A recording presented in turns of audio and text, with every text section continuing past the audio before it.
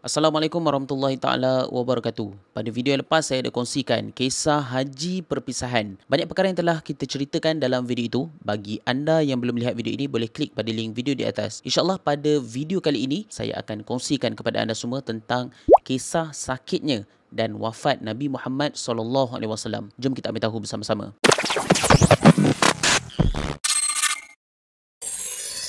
Baiklah, selepas 3 bulan Nabi Muhammad SAW mengerjakan haji wida, waktu inilah Nabi SAW mula demam. Demam Nabi SAW ini sangatlah kuat sehingga kan Nabi SAW tak larat nak jadi imam kepada sekalian muslimin waktu itu. Waktu inilah Nabi SAW telah meminta Saidina Abu Bakar untuk menggantikan Nabi SAW untuk menjadi imam. Dalam masa yang sama, Nabi SAW tahu yang waktu itu sekalian orang Islam sangat risau dengan kondisi kesihatan Nabi SAW. Dan sebenarnya Nabi SAW dapat merasakan sakitnya kali ini menunjukkan bahawa tanda-tanda kematian bakal hadir dalam hidup Nabi SAW.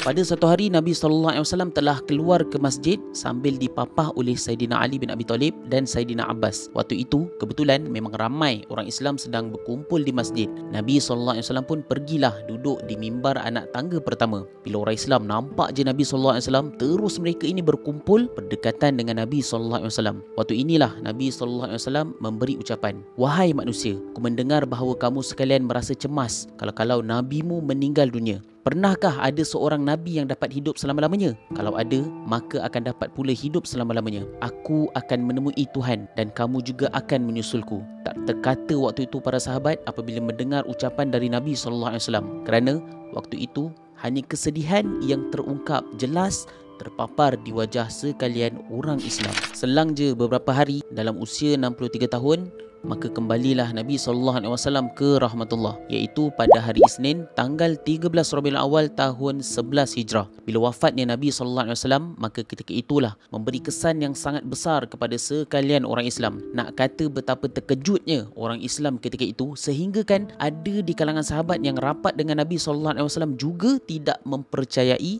tentang berita kewafatan Nabi SAW. Cerita sahabat Nabi SAW yang tak percaya tentang kewafatan Nabi ini jelas digambarkan ketika Saidina Umar Al-Khattab berkata, ada orang menyatakan bahawa Muhammad telah wafat. Sesungguhnya, demi Allah, baginda tidak wafat, hanya pergi menghadap Tuhannya. Sebagaimana Nabi Musa pun pernah pergi menghadap Tuhan. Demi Allah, Rasulullah SAW akan kembali. Ketika Saidina Umar tidak percaya cerita wafatnya Nabi SAW, maka ketika itulah Saidina Abu Bakar segera menjenguk dan melihat sendiri ke bilik Nabi SAW.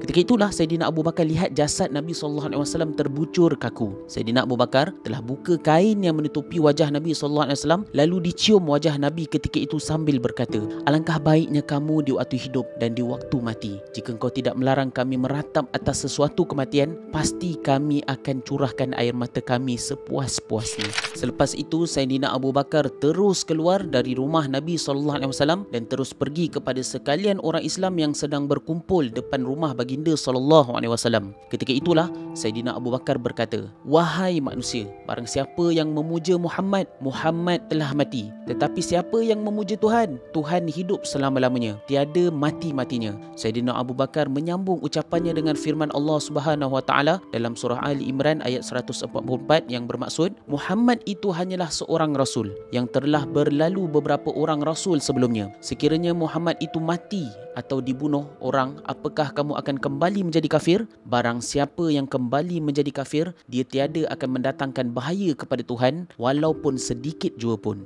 Bila semua dah dengar ucapan dari Abu Bakar, waktu inilah semua tertunduk dengan sedihnya. Tak terkata dalam percakapan, tak terlintas dari pemikiran. Tetapi apabila mendengar firman Allah Subhanahu Wa Taala tadi, maka sekalian orang Islam redha atas kematian dan ketentuan dari Allah Subhanahu Wa Taala. Sehingga kan Saidina Umar ketika itu bercakap, "Demi Allah, tadinya aku mengira bahawa di dalam Al-Quran tidak ada ayat seperti yang dibacakan oleh Abu Bakar ini. Aku baru sedar ayat ini sesudah dibacakan oleh Abu Bakar." Begitulah kisah kewafatan baginda Nabi Muhammad SAW yang merupakan insan yang mulia yang dianugerahkan kepada sekalian orang Islam untuk diikuti ajaran dan perjuangannya sehingga hari kiamat.